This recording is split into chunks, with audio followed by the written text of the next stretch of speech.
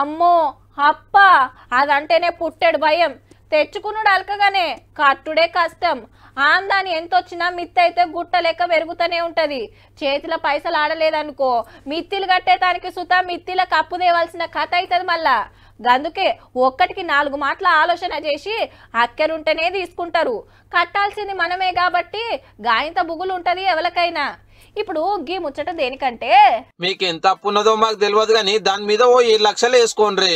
మనిషికి కాదులో ఇంటికి. అచ్చా మనిషి మీదకెళ్ళి అడుగుతున్నారు తల ఓ 1,65,000. చల్ మొన్ననే ఎకరం భూమి అమ్మి బాకీలు మొత్తం కట్టినాం మాకప్పేంది. మేమే పలానోళ్ళకి 1,00,000 బాకీ ఇచ్చినాం అంటున్నారులే. వాజివే కానీ మేము చెప్తున్నది మీ పేరు మీద సర్కారు చేసిన అప్పుల గురించి. ఇప్పుడు తెలంగాణకు 6,71,000 కోట్ల అప్పు అయ్యింది. ఇక కుటుంబాలు 1 కోటి ఏం తక్కువ 4 కోట్ల జనాభా. అందరికి వస్తే జరంత అటు ఇటుగా కుటుంబానికి 7 లక్షలు మనిషికి 1,65,000 పడుతుంది.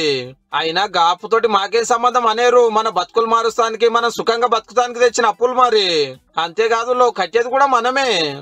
నన్ను వాళ్ళు అడుగుతారు నేనెందుకు కడతా అంటున్నారా? అజివే మీ ఇంటికి ఎవ్వరు రారు మిమ్మల్ని ఎవ్వరు అడిగారు కానీ మనమే కడతాము. ఎట్లా అంటే పన్నుల పేరు మీద.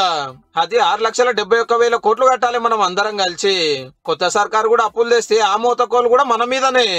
ఇవే కాదు సెంటర్ వాళ్ళు తెచ్చిన బాకీలు కట్టవలసిన బరువు కూడా పబ్లిక్ దే. అలా జోబులకెళ్ళో కష్టం చేసో సొంత ఆస్తులు అమ్మో కట్టారు కాబట్టి అందిన కాడల్లా గుంజుకొస్తారు అన్నట్టు. అబ్బా మనం చేసిన బాకీలు కూడా ఎవరన్నా కడితే బాగుండే అనిపిస్తున్నదిలే.